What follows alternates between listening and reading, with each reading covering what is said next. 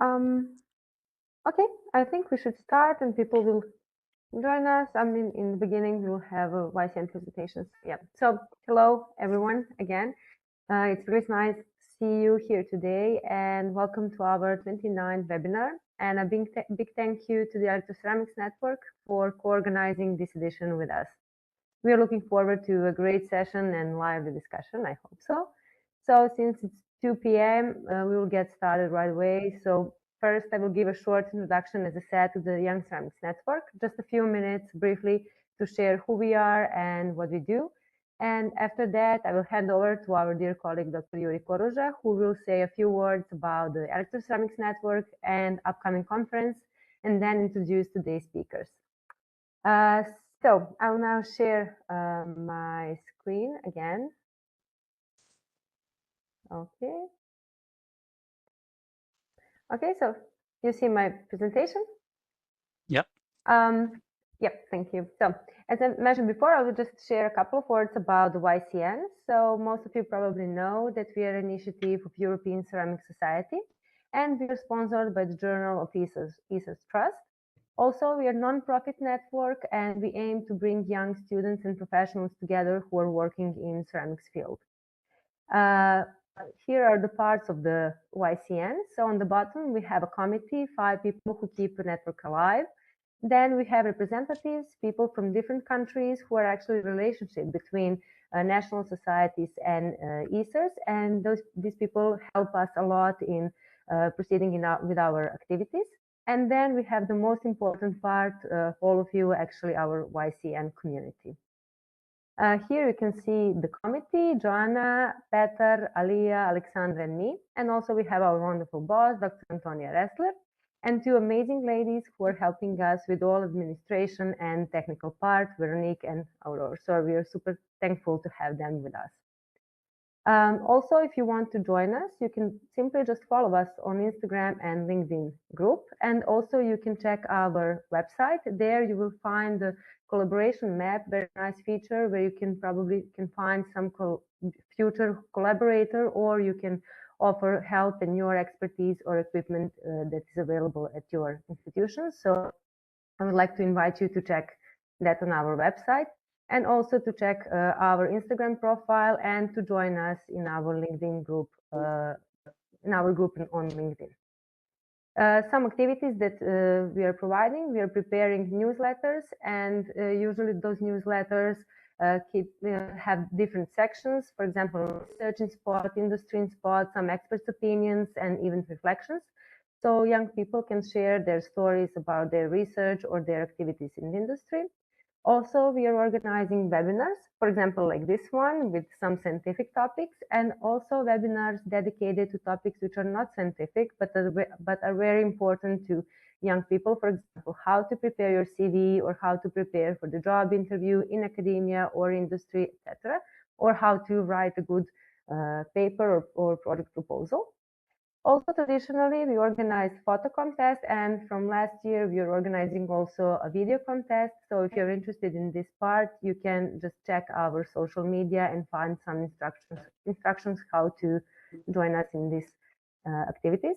Usually, during some events and conferences, we are organizing students' evening and events, and we meet there and spend some nice time together and network, and also share some research stories. And we are planning much more in the future. This year will be very special for us because we are celebrating 10 years of YCN committee. So the whole year will be actually in the sign of this special occasion. And this year we will also organize one workshop in Warsaw, in Poland, which will be dedicated to career development activities. So I would like to invite you to save the date and to follow us for more information, which will be provided soon. As I mentioned before, we are organizing photo and video contests. So the photo contest is something that we traditionally organize, and the video contest is the new format for us. So if you're interested in this part, you can check this on our social media, or you can text us and we'll provide you more information. And also, we are super thankful to have 2 sponsors. These 2 companies support our activities. And now that will be all from my side about the YCN. If you have any questions, don't hesitate to ask me. And now I will give the floor to our colleague, Dr. Yuri Koruja, who will tell more about Electroceramics Network and upcoming conference. Thank you.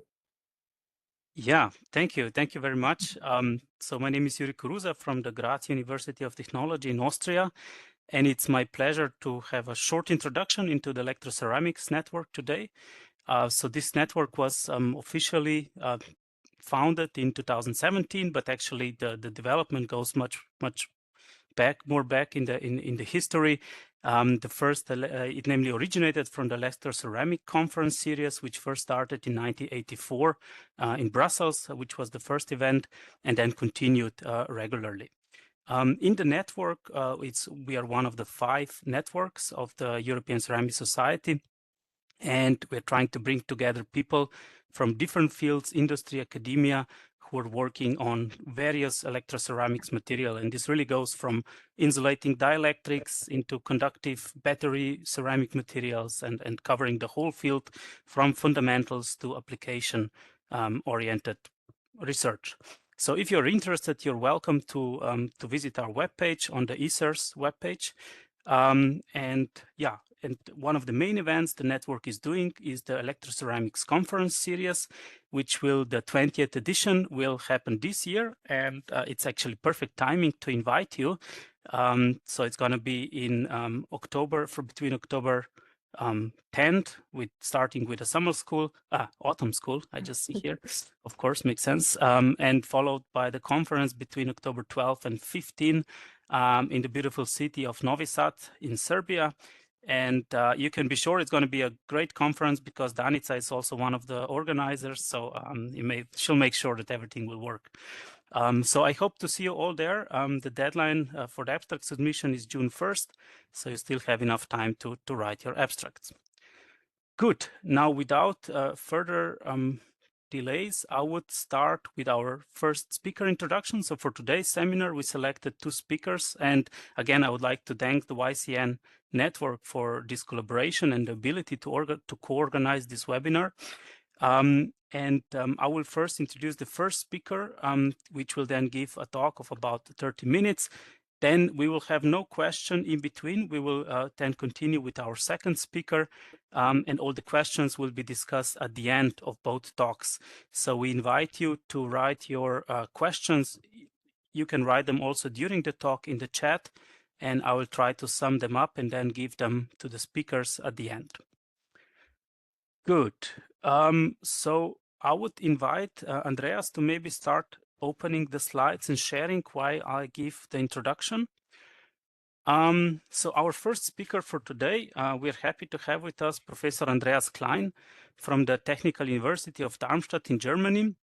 He is a leader of the group for electronic structure of materials in Darmstadt.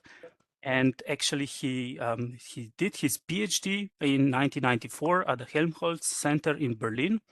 Then moved to Darmstadt in 1998, was then leading was a research scientist in the surface science group, and then since 2008 applied professor, and since 2021 a full professor in Darmstadt. He is very well known in the field of electroceramics for his work on XPS and electronic structure of materials, which he will also present today in the talk. And throughout his career, he also coordinated a lot of different projects. Most notable ones were, for example, the Löwe Priority Project on Fermi level engineering of antiferroelectrics, and also currently the FLARE project on Fermi level engineering of general electroceramics, which I think he will also mention today during his talk. So we are very happy to have him with us and to give this talk. I specifically asked him to also give a bit of the background of this, maybe of the theory of the electronic structure and the defects in these materials. So it's going to be a talk which is kind of a combination between a tutorial and research talk, which I think it's more helpful for the younger colleagues. So Andreas, we are looking forward to your talk. Yeah, thank you, Yuri, for the introduction. I'm also happy to be able to present some work or our insights into the defect properties to the young ceramists networks. And as Yuri already mentioned, what I will present today is what I've learned during all my career. I'm already almost reaching the end of my career, but it's I'm still learning every day and every week, and then that's quite amazing. And especially working on the oxide ceramics is really a wonderful topic. So I will talk today about the importance of defects very briefly. Defects are important for properties, material application, but also for the design of the material. And then I will describe how defects are described in materials. There's in principle two ways to approach that. You can do a chemical or a semiconductor physics-based approach. Semiconductor physics, that's my background. I originally did work on solar cell materials. We'll talk about defect species, the concentration, what is doping, how important is charge neutrality, and how all this is related to material properties. The essence of our Fermi level engineering, why we can do Fermi level engineering, means that we can tune the charge compensation mechanism. I will introduce to you what the charge compensation is and how important that for material properties is. Okay, I will start now with my talk, and in principle for ceramic materials or for every material science and engineering, the main challenge is that usually you want to have some properties and you want to know how to get there. So either get some new properties, get some advanced properties, or replace a poisonous material or a hazardous material. And but the only thing you know, okay, you have some starting materials and you have, let's say, we have about 100 elements from the periodic table, and we have probably a bunch of very many different processing routes. So is it possible to predict what we get? And of course, we are not blind. We are using a lot of guiding principles, which are the valences of our materials, what are the oxidation states, what is the coordination number, crystal structure, defect chemistry, and so on. So although we know a lot, none of that is really quantitative. So we are far from being able to really predict selected for any arbitrary composition to predict what we get at the end. And especially for oxide ceramics, so what the materials we are talking about, I put this slide because I'm not aware of that everybody in the audience knows what we are talking about. So these oxide ceramics can span a wide range of electrical conductivities. Actually here to the very left side, there should be another column, which is the superconducting materials. So the best conducting materials and the least conducting materials in our world, they are all oxides. So that is something, and in between we get many, many different properties from electronic conductors, metallic conductors, semiconductors, ionic conductors, mixed ionic electronic conductors, and also insulating materials. And that's really the wide range of the materials, the properties we can cover. And all of these properties at the end are really determined by which kind of defects are present in these materials. So what is the importance of the defects? So what do defects affect? Defects partially affect also the crystal structure. One stuff, for example, is lattice expansion. So the largest strains in material, for example, in cerium dioxide, you can have by changing the concentration of oxygen vacancies. You can get strains which are exceeding many times that of what you can get in a piezoelectric materials. There is electrical conductivity of materials, which we can have either the electronic conductivity, and what is where we have to distinguish between, in a normal semiconductor, what we have 3 electronic carriers, but in our oxide materials we very often have trapped electronic materials. This is called autopolaronic kind of charges. We have ionic conductivities, which are used in batteries, in fuel cells, in oxygen sensors and other stuff. There is dielectric properties, and we are talking about aging, about fatigue behavior, about domain wall motion. All of this is also related to defect properties. Optical properties, optical absorption and carrier lifetime, which is important for photocatalytic properties for solar cell applications. All this is affected by defects. So without understanding the defects, we do not know how really understand how our materials work. So what is necessary to describe the defects? First, we need to understand defect concentrations. That's the most important thing, of course, but we also need to know which defects are present. And then we have to identify the factors which determine the concentration of the different defects. We have to understand, of course, the relation between the defect properties and between the defects and the material properties. That's not always true. That's not always very well known. That is something I like to mention also. So basically, there is two different approaches to describe defect properties. The first historical one, number one, is the defect chemistry. Defect chemistry considers chemical reactions of defect species. I will give you a short example later. And this defect chemistry provides defect concentrations as a function of oxygen activity, basically oxygen partial pressure. Physical description of defects is the second approach, a more recent one, which came up from the density functional theory calculations. So you can directly with these calculations obtain defect formation energies of individual defects. And then you can obtain, when you know the formation energy, you can of course calculate defect concentrations as a function of the chemical potentials and of the Fermi level. The Fermi level is just another chemical potential. This is that of the electrons. So these two approaches, they are basically equivalent. It's actually only very recently that the quantitative relation between the two approaches has been published by us.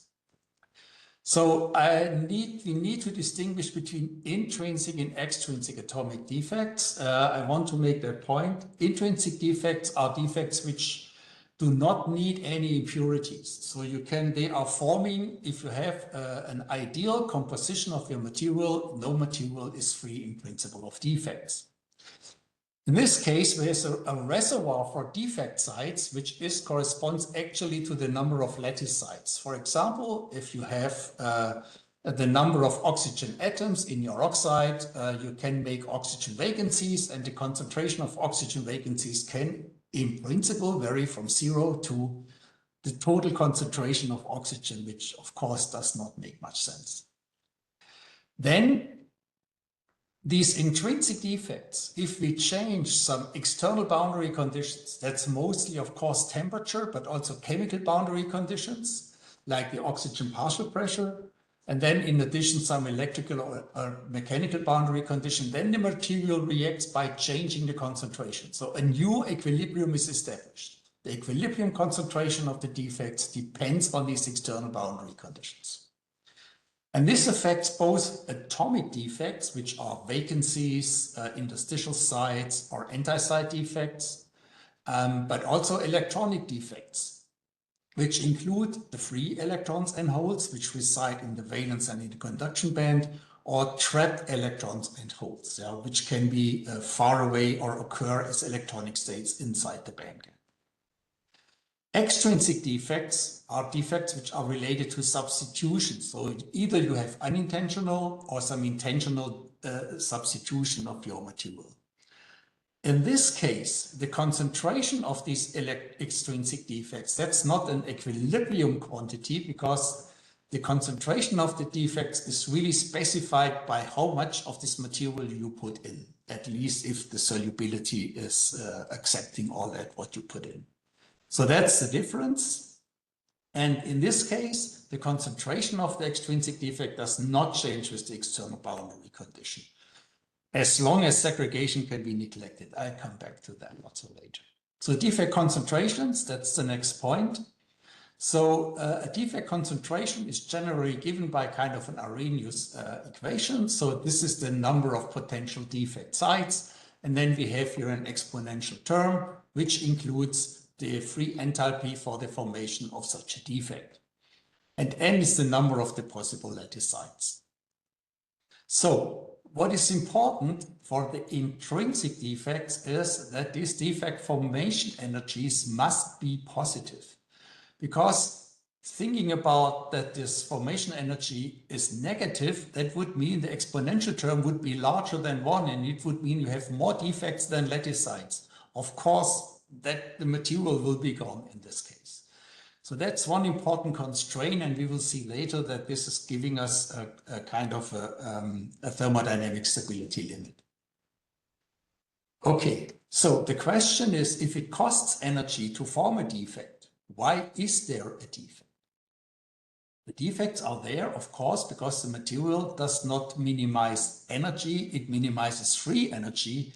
And that means to generate a defect, we get a gain of configurational entropy. And this is why the reason why all material, each material has always defects. So now if you look at a standard, a simple metal oxide, where you can have oxygen vacancies and metal vacancies as the dominant ionic defect species, then you have as a defect, one potential defect reaction is the formation of such a defect pair. That's a Schottky reaction. We can have a reduction reaction where we form an oxygen vacancy, which is charge balanced by electrons, and we have the formation of the electron hole pairs.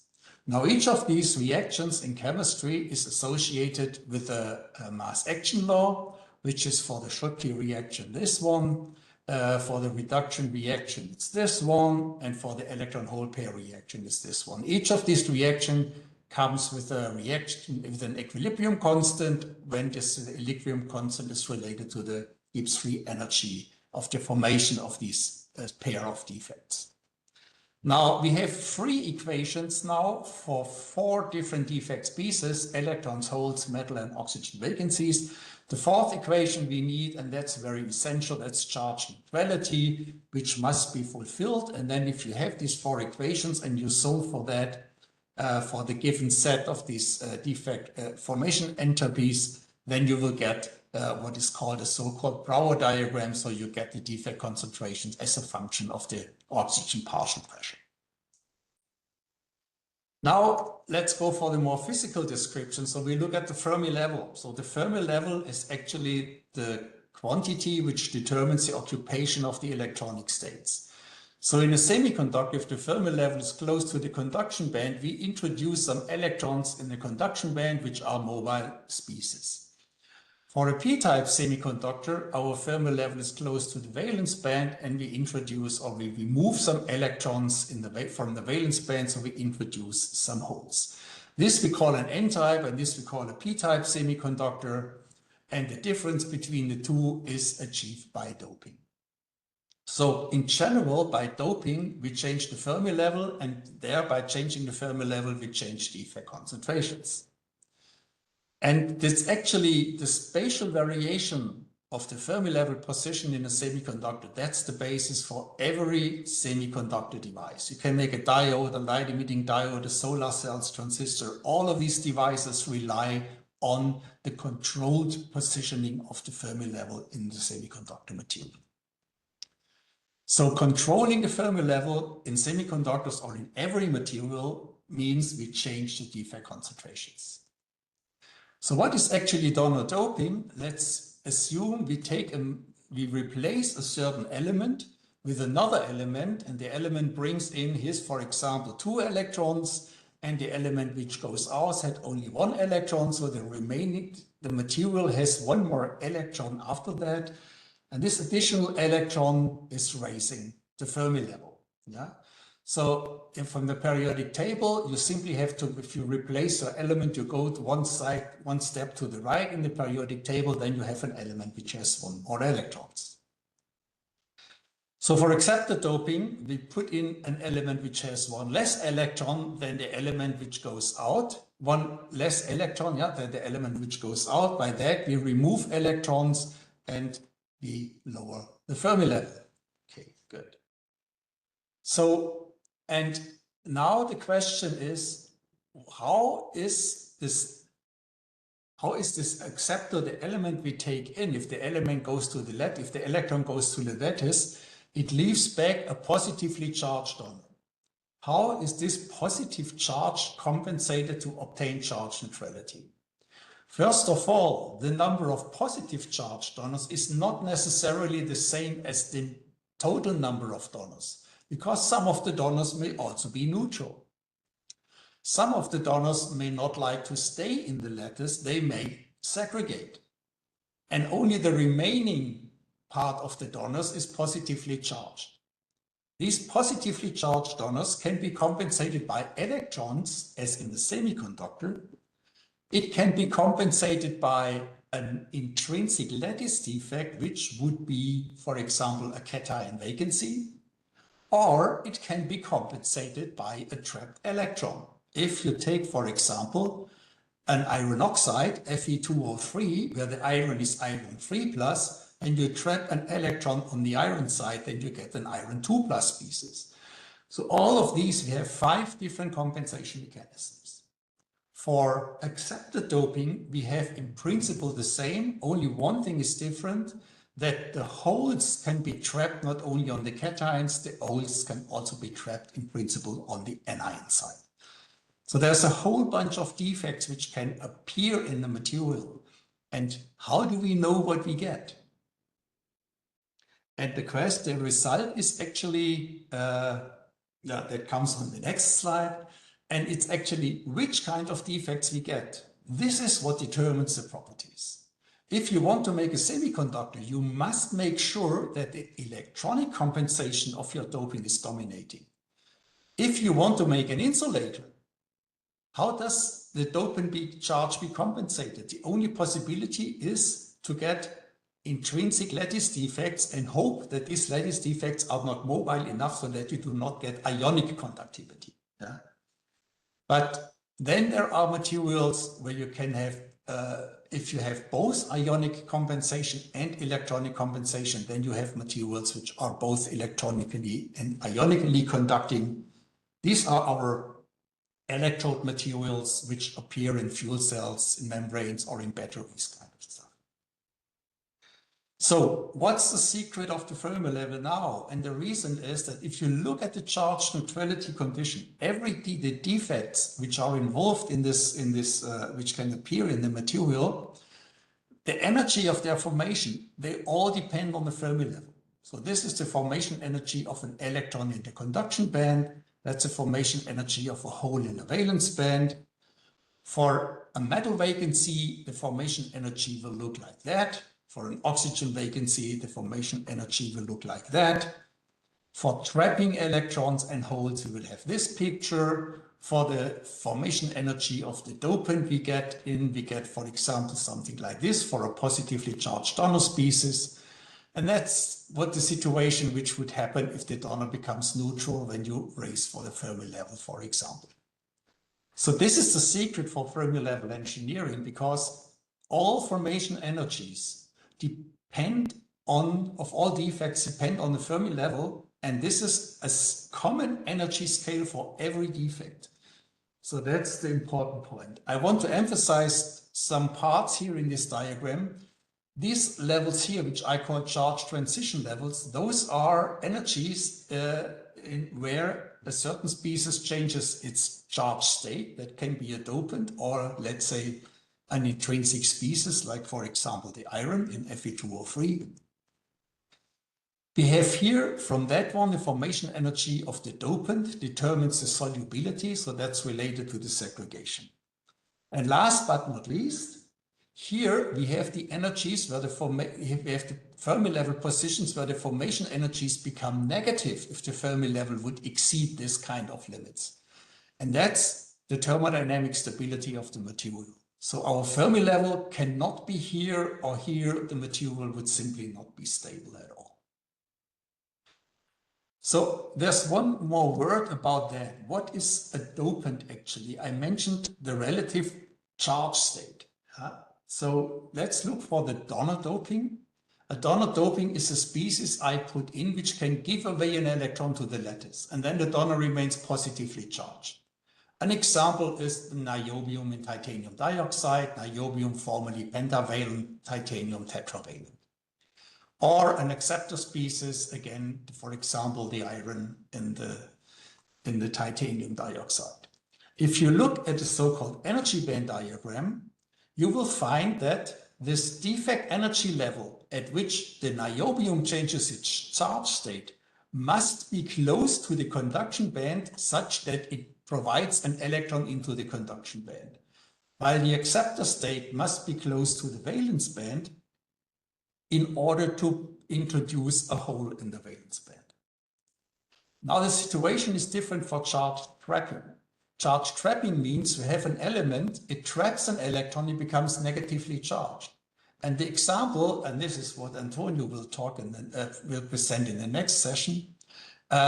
For example, you put manganese in iron bismuth ferrite, and then the manganese 3+ trapping an electron becomes a manganese 2+. The manganese in the bismuth ferrite trapping a hole, the manganese will become 4+. So now you look at the charge states, and the order of the charge states of the traps is inverted from the dopants. So now we have the negative charge state being close to the conduction band and the positive charge state being close to the valence band.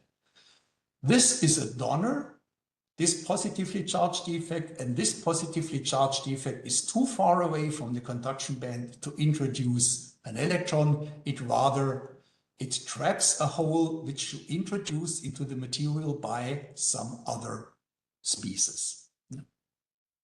So these charge transition levels, they are really the key. Where they really are the key to understand how a certain species in your material behaves. Let's give you just coming closer to the end, give you a few examples. So about Fermi level and phase stability, because that sounds a little bit strange. So that's already some years ago when we tried to grow lead zirconate, titanate thin films on different substrates. So you look here, that is the A to B ratio. That's more or less the lead to zirconium plus titanium ratio. And you see if the Fermi level is closer to the valence band, we get stoichiometric perovskite materials. But if our Fermi level is too high, we have a really severe lead deficiency. What that means is that we simply, if the Fermi level is too high, we are apparently in a situation that the material is not stable. So if your substrate has the wrong Fermi level, and we grown the material on some metallic substrate, then the material may happen that your material is not stable. It may also happen after the growth. So this is the situation for some antiferroelectric lead, lanthanum, zirconate, titanate materials.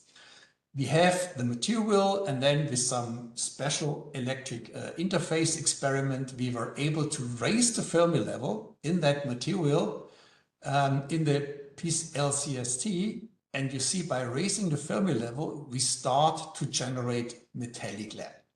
So that means, again, if our Fermi level is not in the right position, our material is not stable at all.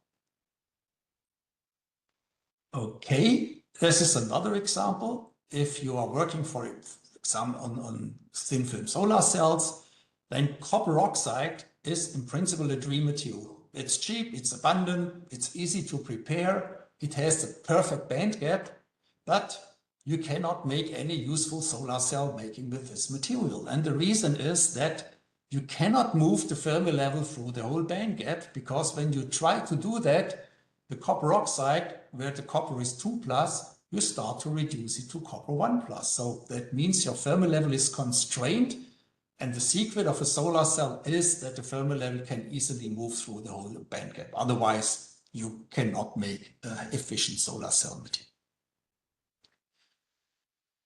So this is a very recent result about when you talk about a band gap. So what is a band gap?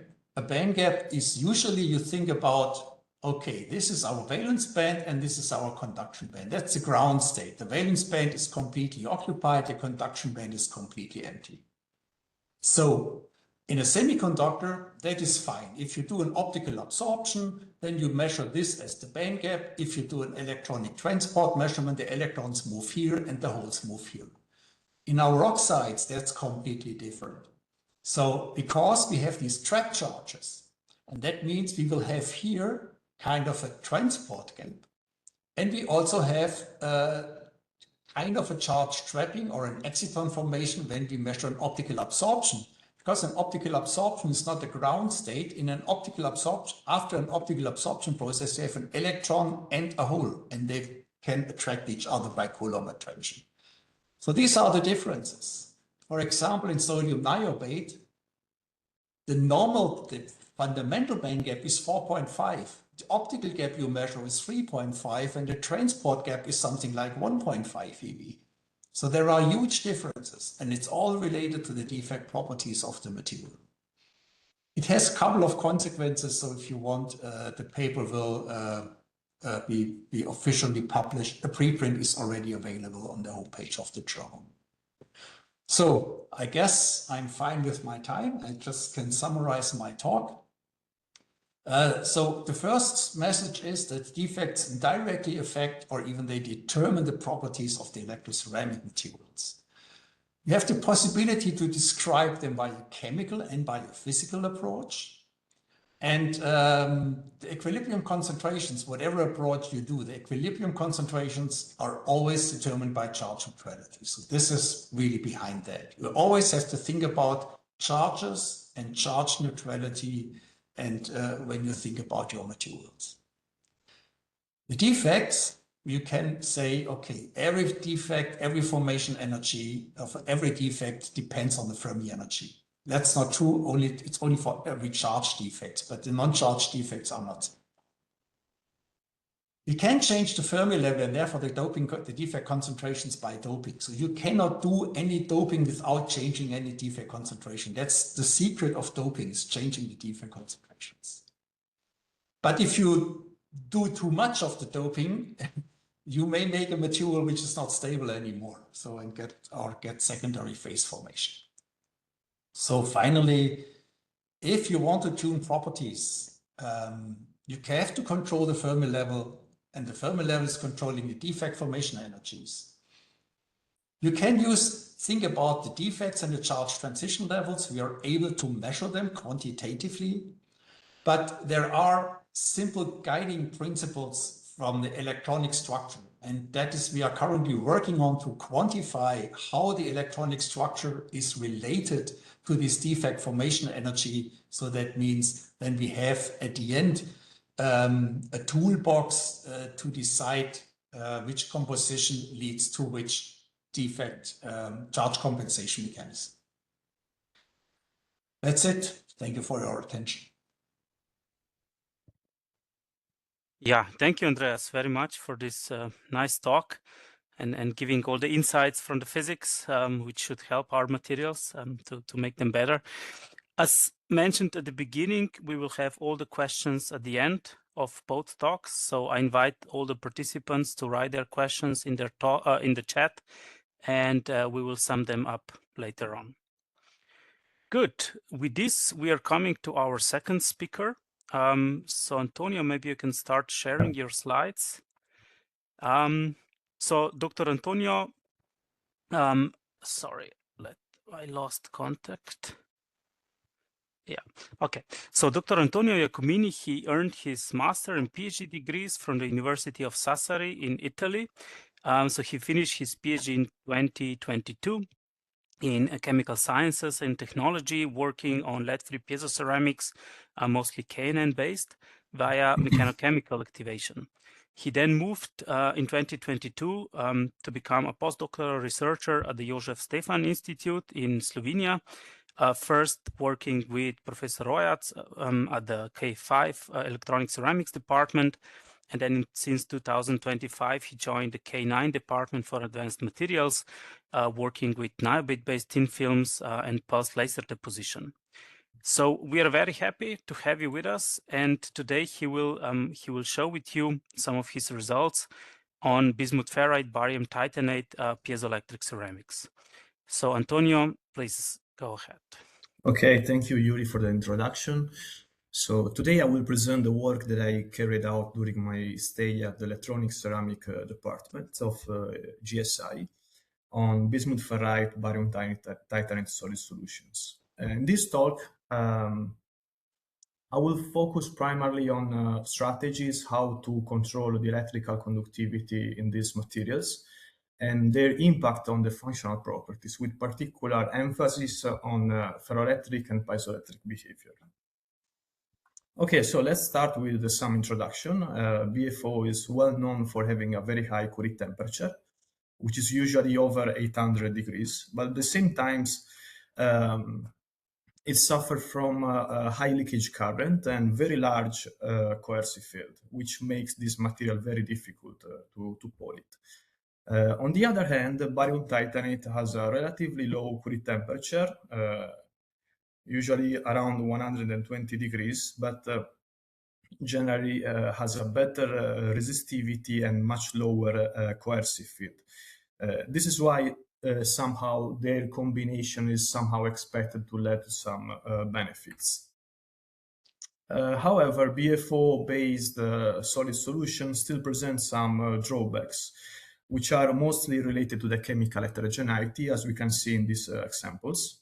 The microstructure of the samples obtained by conventional solid-state procedure is characterized by secondary phases and core shell structures. These problems are well known and are generally traced back to the thermodynamic instability of BFO between 450 and 770 degrees. As you can see here, delta G is positive, which means that bismuth ferride tend to decompose into the selenite phase, which is the bismuth-rich phase, and into the mullite phase, which is the iron-rich phase. Other issues can be related to the different diffusion kinetics of iron and bismuth. Iron is 5 orders of magnitude lower than bismuth, and the presence of impurities, in particular silicon, which is very difficult to avoid it and stabilize very well the selenite phase.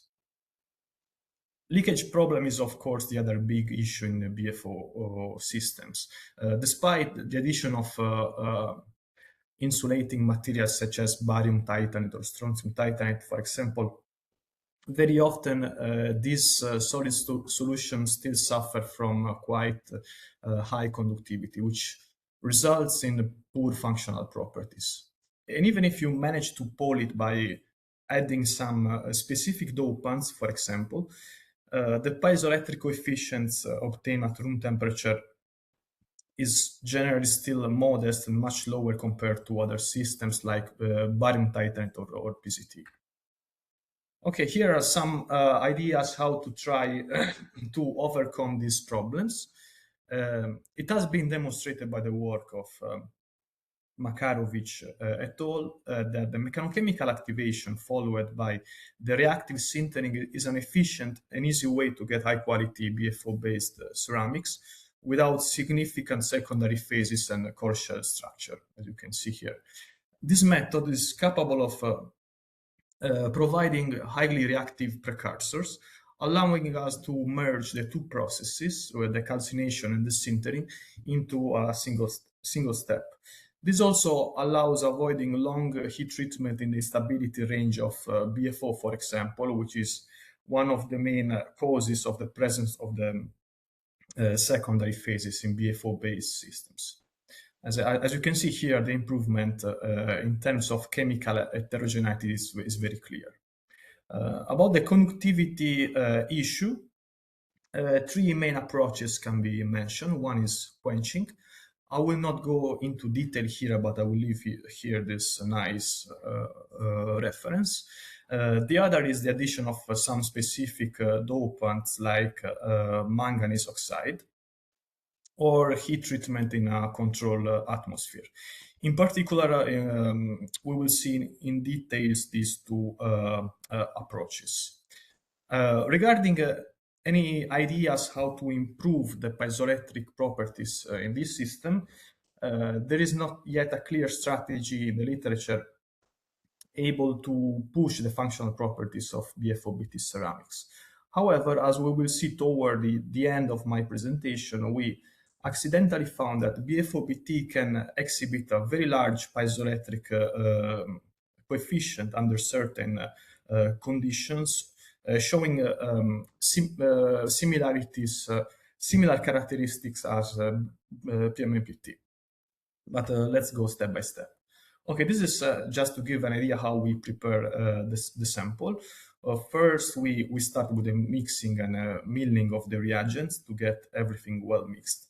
Then we move on with the mechanochemical treatment, which is the key here because after this treatment, we managed to get the amorphous phase as a consequence of the breaking down the crystal structure of the reagents.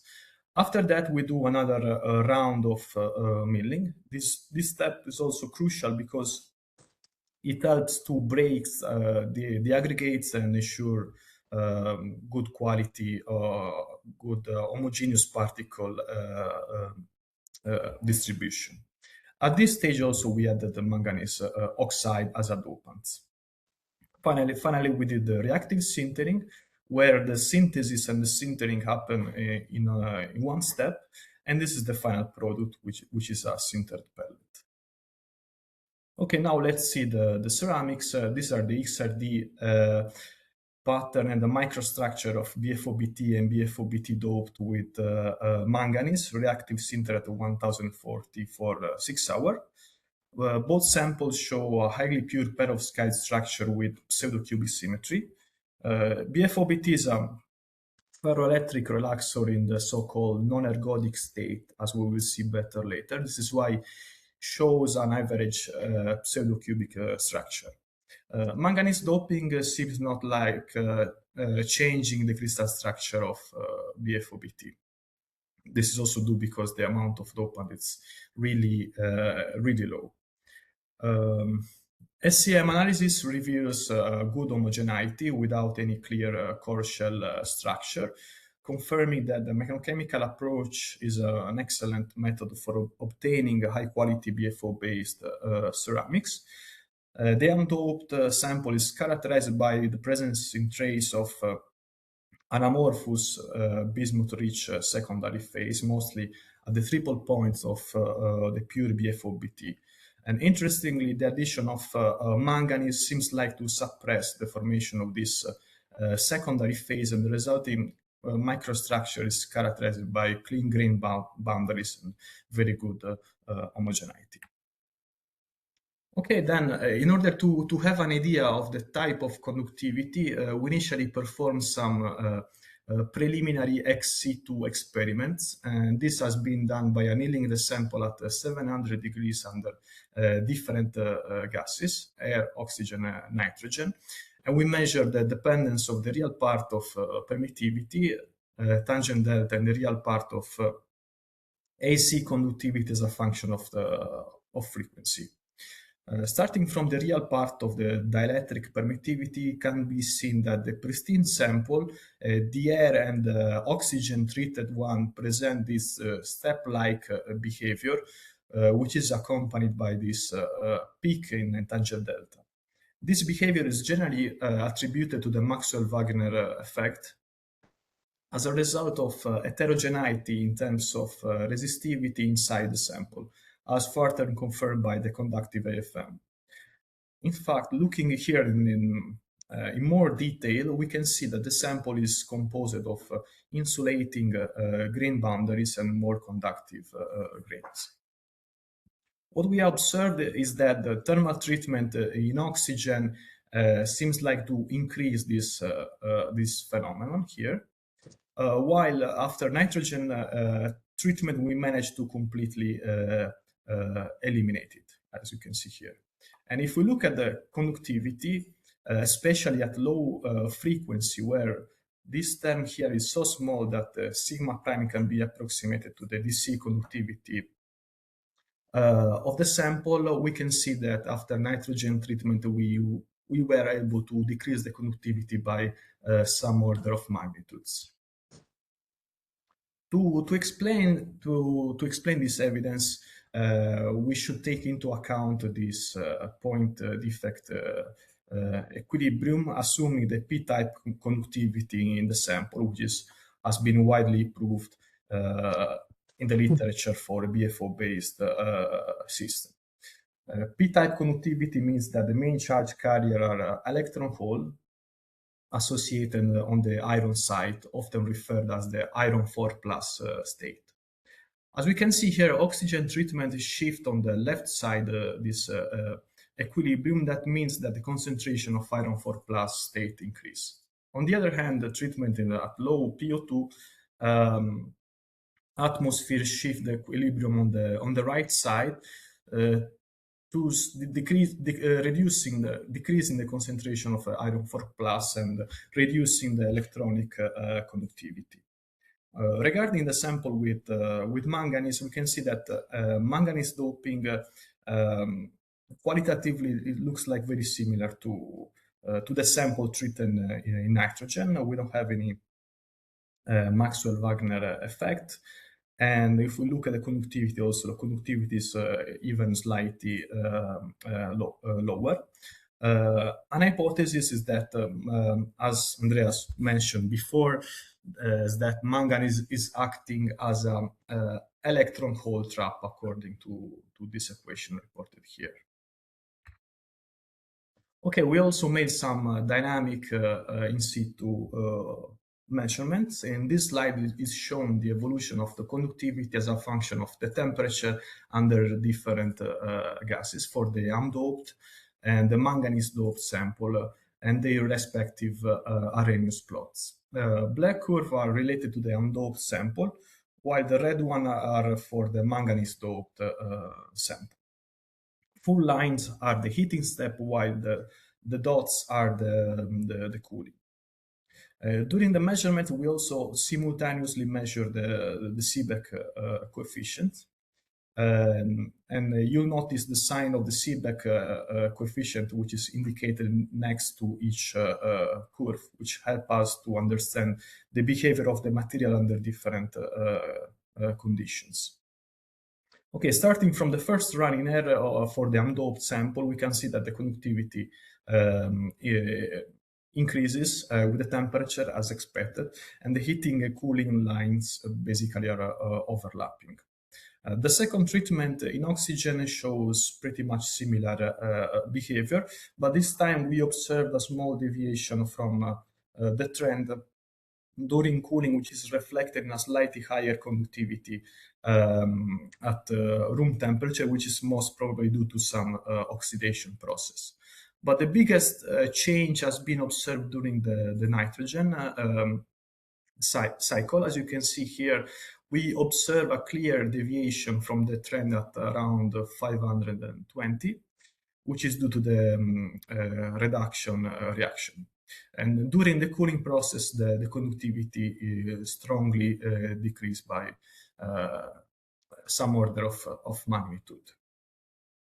The sample during each cycle exhibit a p-type conductivity. As you can see, the Seebeck coefficient is still positive, at least under these dynamic conditions. Regarding manganese sample, we can see that we can immediately see that the big difference in conductivity between the undoped and the manganese doped sample. Moreover, no clear changes were observed in air or in oxygen. But in nitrogen, its conductivity, we can see that is increasing.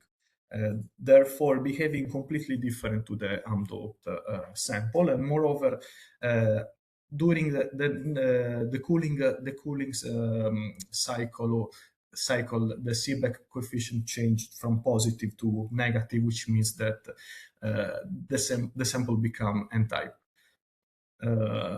Regarding the activation energy, we can see that activation energies are larger for the manganese doped sample, at least in air and oxygen, and while is decreasing, this gap is decreasing during, in the nitrogen treated sample. And Andreas is helping us to try to understand why. Okay, then we also did some equilibrium experiments. We perform equilibrium experiment at different temperature and PO2 partial pressure. Also, in this case, we simultaneously measure the conductivity and the Seebeck coefficients. So let's start with the discussion regarding the undoped sample here. At lower temperature, at 590, the sample demonstrates a linear relationship in the log sigma versus log PO2 across the entire range of PO2 investigated. Moreover, the sample consistently exhibits the p-type conductivity, as you can see here. On the other hand, clear minima are observed at higher temperature, at 640 and 690, as you can see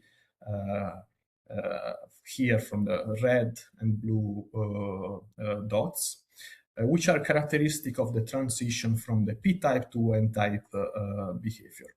This transition is also highlighted by the change in the sign of the Seebeck coefficient, changing from the positive to the negative across the minimum of conductivity, as you can see here. It can be clearly seen that the minimum of conductivity is also shifted to higher PO2 as the temperature increases, which suggests that the oxidation becomes progressively more challenging with the increase of the temperature. This is normal because oxidation is an exothermic reaction and is favored at low temperature. Moreover, we can see that for PO2 larger than 10 to the minus 3, both conductivity and the Seebeck are basically temperature independent, and the conductivity follow approximately the classic relation where sigma is proportional to the 1/4 power of PO2.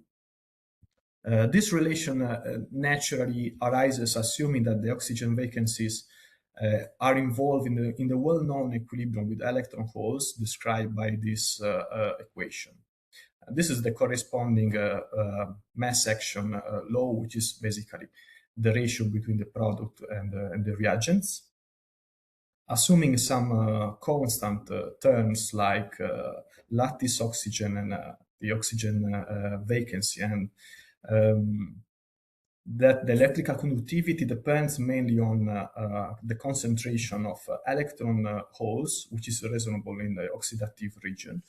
It can be easily shown by readjusting this equation that sigma is proportional to the 1/4 power of PO2, which match pretty much well our experimental data. Manganese doped sample is clearly different, as you can see here. In almost the entire range examined, the conductivity is almost independent of PO2 and become temperature dependent, which are both characteristic of ionic conductor. However, this is not the case, as we recently demonstrated that this sample still exhibit characteristic of electronic conductivity. If somebody is interested, I can further explain the reason behind this observation maybe later. And regarding manganese, the model of manganese, we're still working on that, and Andreas is helping us to fit the data. Okay, then this is the ferroelectric characterization performed on the sample, which reflect very well the impact of the electrical conductivity on the functional properties. The large conductivity of the pristine BFOBT results in a balloon-like shape of the loop with an ohmic response of the current as a function of the field applied.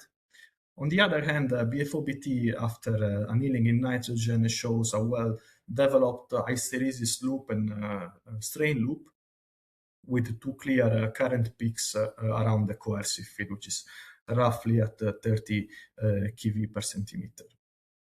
However, the rounded loop edges and the slight slope of the current still suggest a minor contribution due to the conductivity. Compared to the annealed sample, the manganese doped sample exhibits sharper loop edges, flatter background in the current loop, and highly symmetric strain loop. All these findings reflect the lower specific conductivity that we found on this sample. Okay, then I would like to move a little bit on the piezoelectric characterization. Since the manganese dope sample looked promising, we focus our attention on this sample for the piezoelectric measurements. This panel here illustrates the evolution of the piezoelectric DT3 coefficients and the piezoelectric tangent delta during the heating and the cooling cycle. At first glance, we can observe that the heating and cooling curves are pretty much similar, which suggests that the sample does not depole even when subjected to a maximum temperature of 325. Moreover, the piezoelectric coefficient reaches a maximum value of 1200 picometer per volt, which is very large, and this value is comparable with some of the best PMMPT reported in the literature. Upon closer examination, particularly on the peaks in the tangent delta, in the piezoelectric tangent delta, we can identify three stages in the temperature evolution of the piezoelectric response, which we call it low temperature, medium temperature, and high temperature. Each of them are identified by different colors. It is reasonable to think that each of the three stages are linked to a particular microscopic mechanism contributing to the total DT3 coefficient observed, which implies that the large piezoelectric coefficient cannot be explained using a single mechanism. With the aim of further investigating the origin of these stages, we analyze the temperature dependence of the permittivity for the poled sample over a wide range of frequency from 10 Hz to 100 kHz, and we perform the Vogel-Fulker analysis. The results are schematically shown here. Okay, the first stage presents a Vogel-Fulker type relaxation. The second one instead is best represented by the Arrhenius law, indicating a thermal activated conductivity process, while the third one again is of the Vogel-Fulker type, revealing a very complex sequence of thermally activated relaxational processes. Dielectric relaxation, which obey the Vogel-Fulker relation, can be generally treated in the frame of so-called relaxor behavior. Instead, an Arrhenius relation indicates a thermally activated conductivity process. Microscopy analysis that are shown later reveals, confirming that the first relaxation here can be attributed to the re-entrant relaxor effect, while the third one here is related to the dynamics of hierarchically nanostructure domains, but we will see later. Okay, then we next investigated the temperature dependent of the piezoelectric response of the sample, incorporating also the electric field magnitude as an additional parameter in the analysis to obtain a more comprehensive understanding. Okay, what we can see here is that by increasing the temperature, we observe a significant enhancement in both the piezoelectric coefficient and the nonlinear response. In particular, as the temperature exceeds 200 degrees, we noted a remarkable transition. The DT3 exhibited a distinct superlinear behavior, as you can see here. So there is a change from a linear behavior to a superlinear behavior. Beyond this threshold of 200 degrees, we also observe a significant alteration in the hysteresis loop.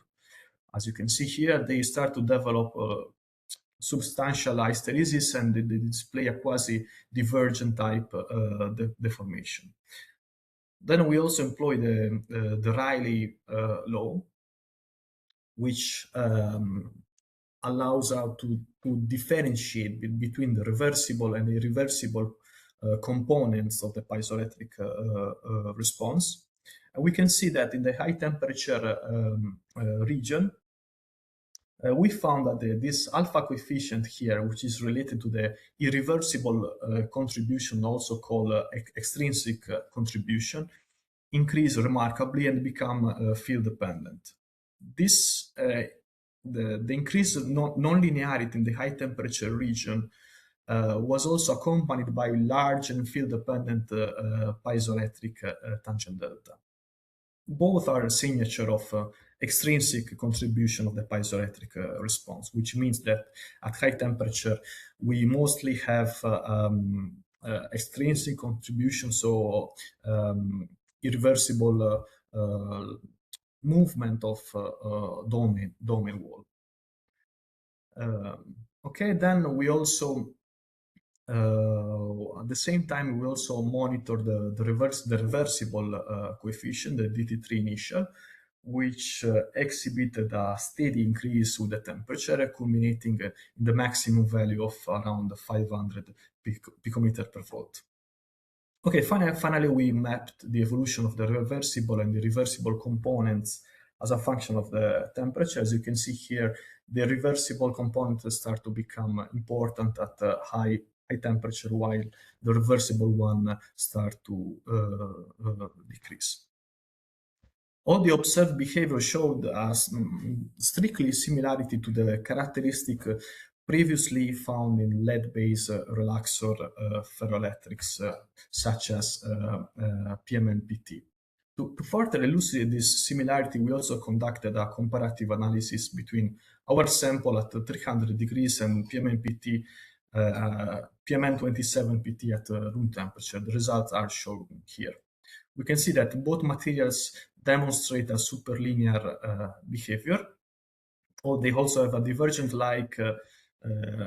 divergent-like loop characteristic characterized by the third harmonic phase angle close to minus 120 degrees. In short, what I want to say is that there is lot of similarities between the high temperature behavior of BFOPT and PMNPT, which is a well-known relaxor system. Sorry, Okay. Antonio, can I just ask you to slowly start to wrap it up, maybe? Yeah. This Thank is the last one, yeah.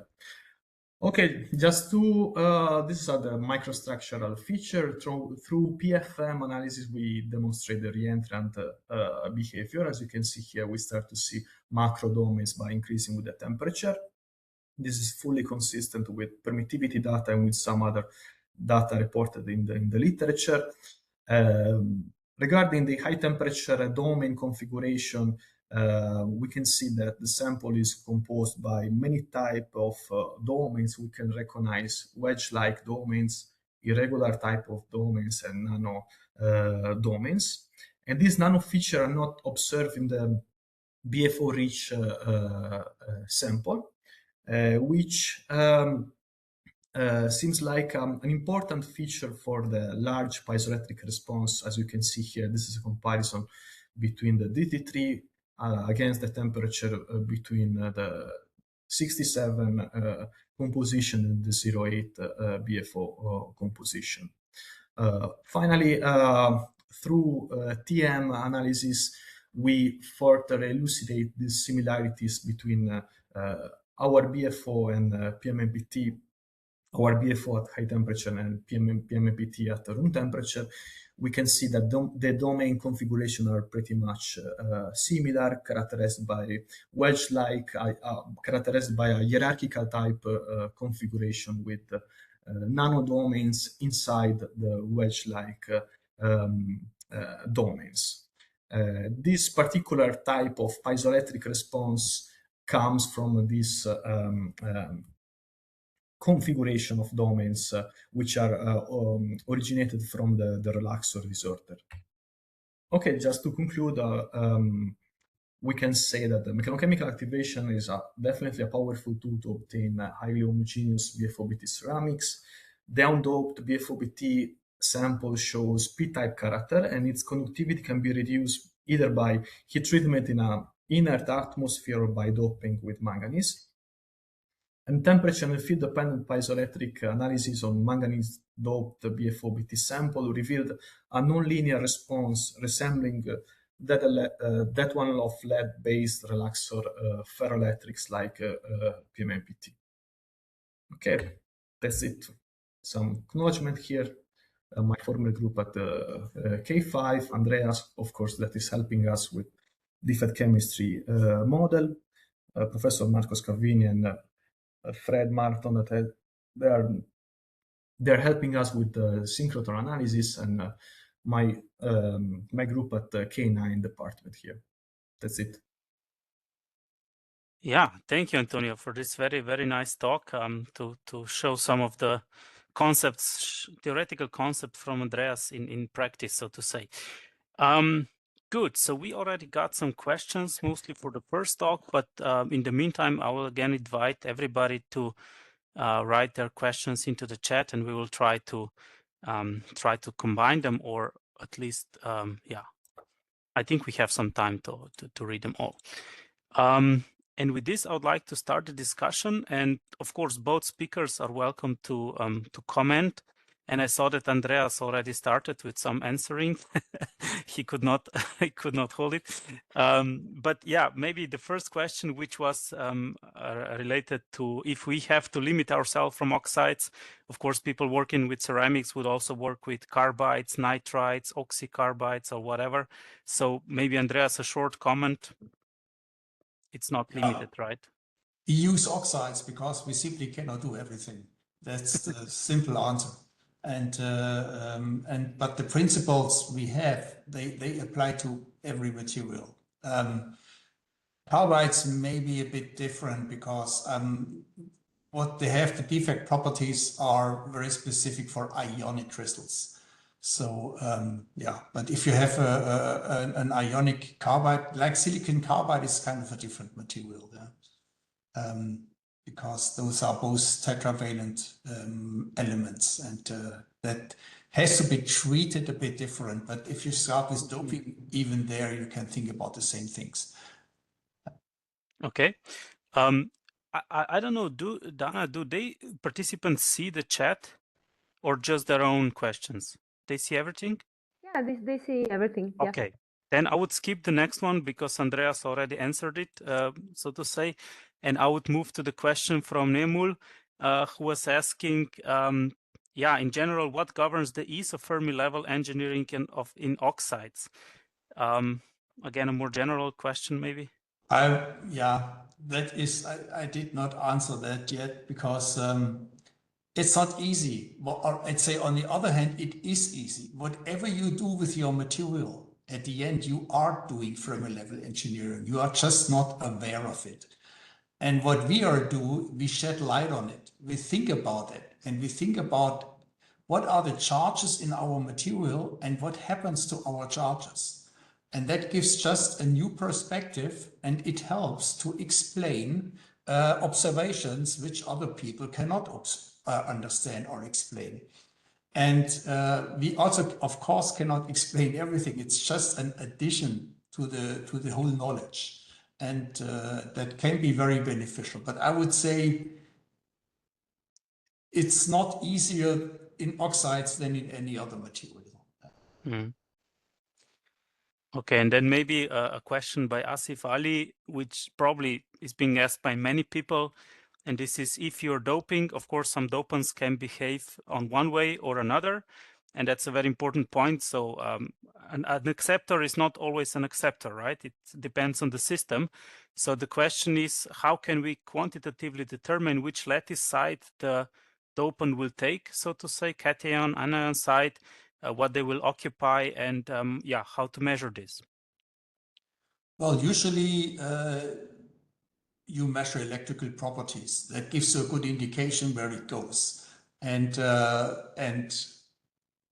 to directly measure where the defects go, I think that there are some techniques which are possible. You can do, for example, some extended X-ray absorption, fine structure measurement, You can do some electron paramagnetic resonance or some Mössbauer spectroscopy. There are techniques, but they are not always possible for.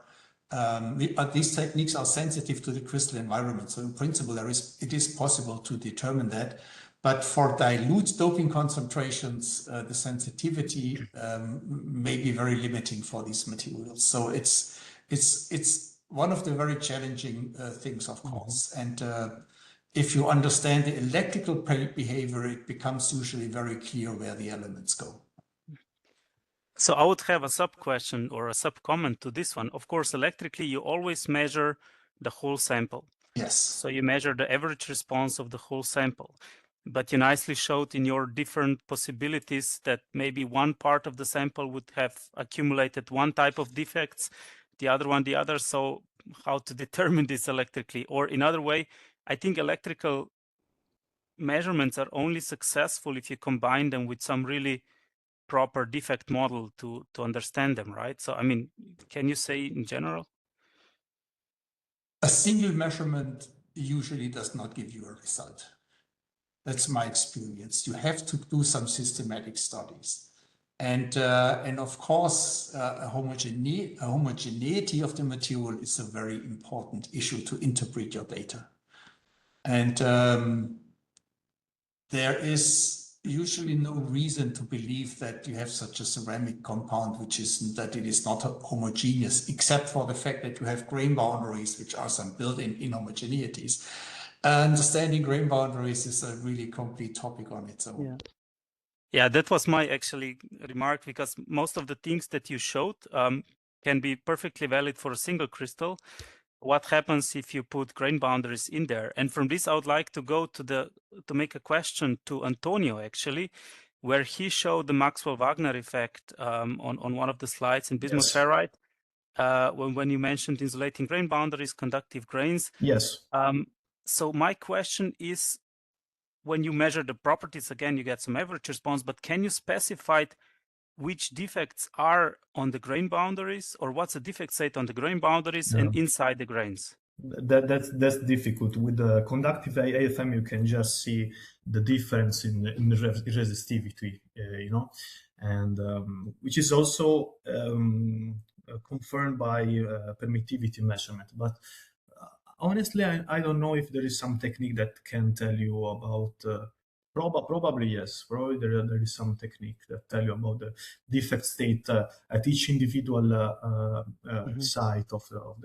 So the equations you were showing, the defect equations you were showing, this was an average equation for the whole sample, but they can be much different when you look at it locally. Yes, exactly. Okay.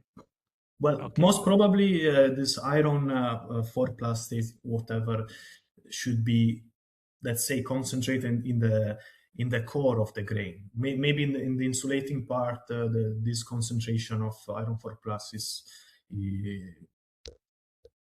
is less present, let's say. Okay. But it's very difficult to say it. Yeah. Okay, then I'll go back to the list of the questions and continue with Asif Ali.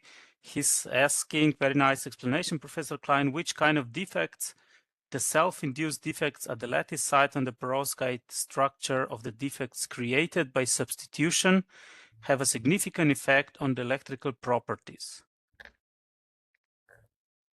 I think he's asking more about what type of the defects will influence what type of the properties, in what way, if I understand the sentence. Yeah, I also read the question and I do not really understand the question well. So I guess it would be better to be a bit more specific. Okay, but I think in general it depends on what doping is called, and you cannot say, let's say you put iron in titanium dioxide and the effect is the same as if you put iron in sodium niobate or in sodium bismuth titanate. That is not always such straightforward. So you cannot generalize that. Yeah.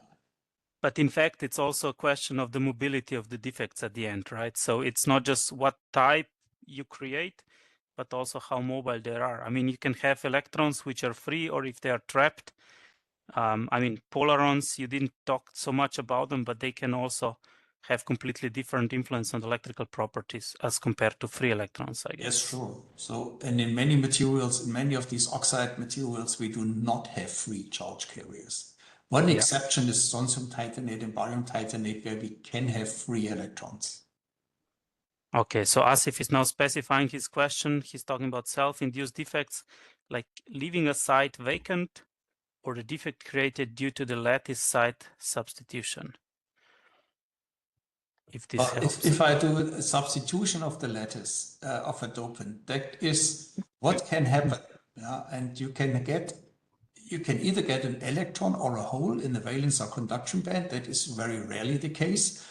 If you do acceptor doping, in many cases of the oxide, you get oxygen vacancies. But that's not always the case. In some of the materials, you get really holes. If you have, for example, copper oxide, it's a p-type electronic conductor. And but in zirconium dioxide, if you do yttrium doping, you get oxygen vacancies. And that is very clear. And that is because of the Fermi level dependence of that material. Then we have all this lanthanum, strontium, cobalt, ferrite, these mixed ionic electronic conductors, which are also studied for electrocatalytic properties. There you have lanthanum ferrite, for example, which is the neutral host material. You put in cobalt. Cobalt prefers to be 2+ compared to iron 3+, so it's already an acceptor.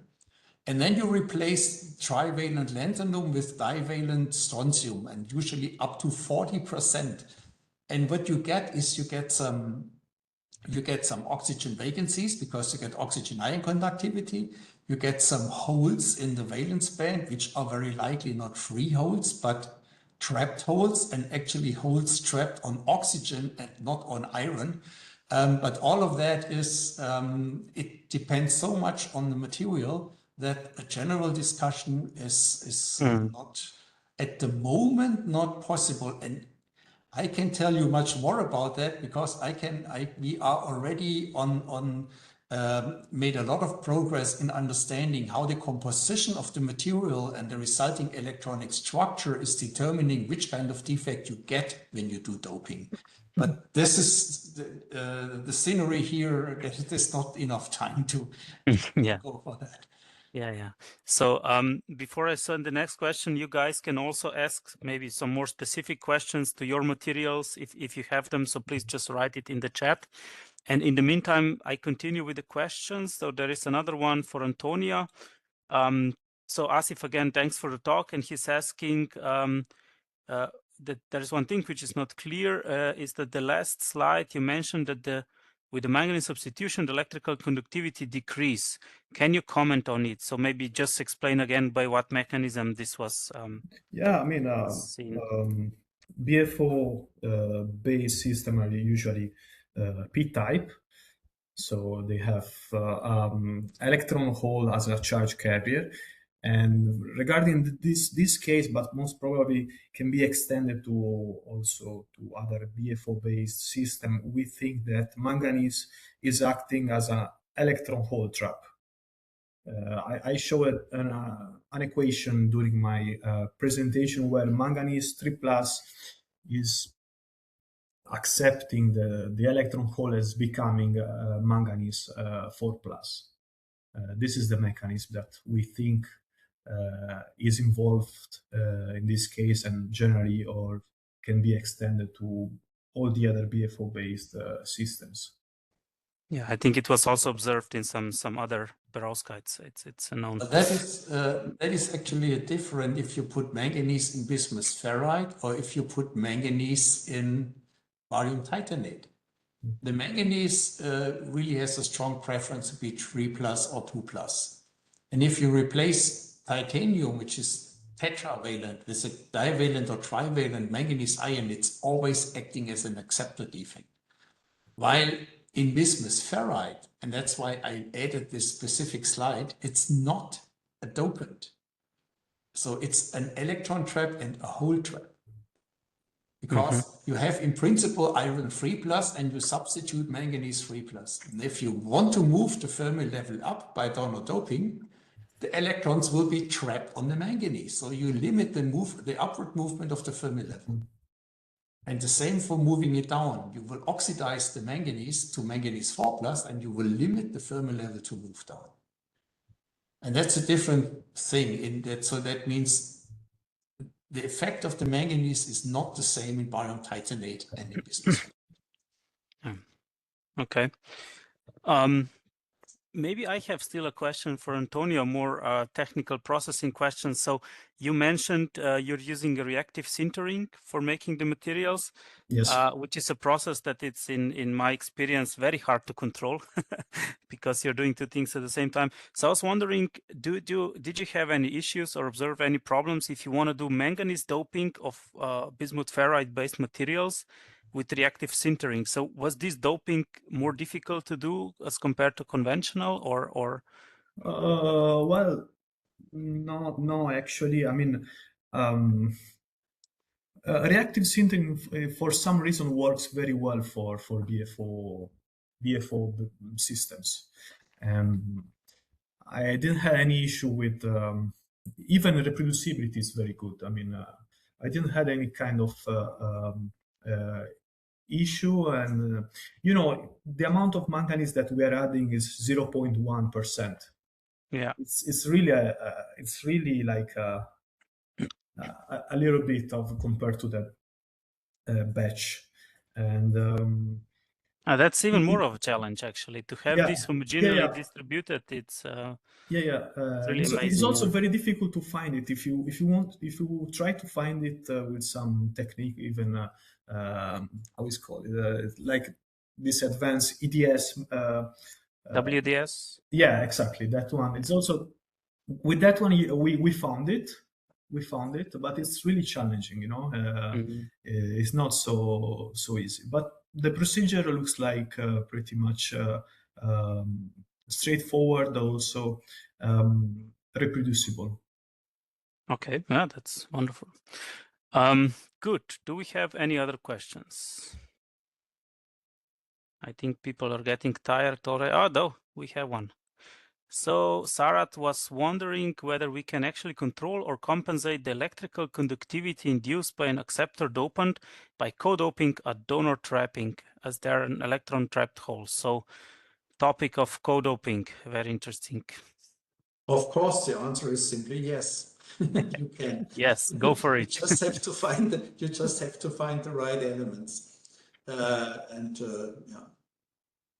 Yeah, but that's a good point. Yeah, so co-doping is of course the next step to play around with these effects. Okay. Yeah, I don't know. I asked the organizers, when do you normally finish? Yeah, when we are finished with the questions, then we can close the webinar. But I will take this opportunity to thank you, Yuri, again for helping me to organize this webinar, and great thank you to the speakers who were amazing, and it was nice to hear your talks and to learn from you. So thank you again on behalf of YCN and the whole community. Yeah, thank you for the opportunity. Okay then. So hope to see we you can close soon. here. Yeah. And I hope to see you in Novi Sad during the conference Electroceramics in October. Definitely. All right. Yeah. Thank you. Have a good afternoon, everybody. Thank you, everybody. And thank you for listening and for participating for those online. Bye-bye. Thank you. Bye-bye. Bye-bye.